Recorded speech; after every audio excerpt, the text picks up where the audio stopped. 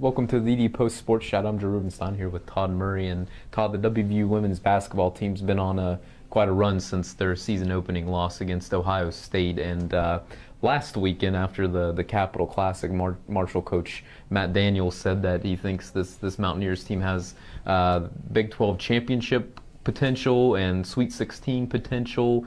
Would you agree or disagree with that? Well, we're a long way from March to be talking about championships right now, but I think people have to like what they've seen out of this team so far. They come off the tough season opening loss to Ohio State where they couldn't have bought a basket anywhere on the court. They've seen players develop through this early part of the season that look like they're going to be major contributors, and I think the pieces of the puzzle are there for a possible run in March, but obviously they need to keep improving. Sure, and I mean the next big thing is obviously the start of Big 12 play, which starts right after the new year, or early January. They do have a couple road trips during the winter break, which I think Coach Carey wanted. But between now and then, what are the areas that they most need to improve in?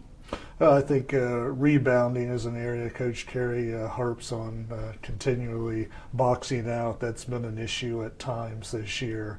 Ball movement on offense, in a lot of these non-conference games, they've found teams double and triple teaming Asia, and they need to work the ball around, find the open shooter, and hit some of those outside shots. You mentioned Bussey, and it seems like nobody really expects them Big 12 teams to double and triple team Asia the way that a lot of these non-conference teams have. But it seems like WVU's kind of improved on how they've handled that situation. When you think back to the first game when an opposing team double and triple teamed Asia Bussey to now, it seems like they're a lot more comfortable in that kind of a setting, and they've had players step up. Yeah, and they're working the ball around the perimeter better and getting it to the player that has the best outside shot. They've tried some different things with Asia, trying to get her higher up in the lane, get her some different looks at the basket there as well, and all this is going to help them as they get ready for Big 12 play. And you mentioned that you think the pieces of the puzzle are there for this team. They do go 10 deep on a lot of nights, and it seems like Coach Carey is comfortable going in that direction. Who are some of the younger players that have been impressive so far, some of the role players that seem to have found their spot on this team in your mind? Well, you've got a Crystal Leary who comes off the bench, a big-time rebounder, and that's what she's there for. She understands her role, and she doesn't have to score 10 to 12 points. She'd be just as happy, with 10 rebounds or so. You've got a Taylor Palmer, who started a couple games when Bria Holmes was out with her concussion. She's somebody who can come off the bench, and she's a streaky shooter. So, when she's going well, the ball really flies through the net.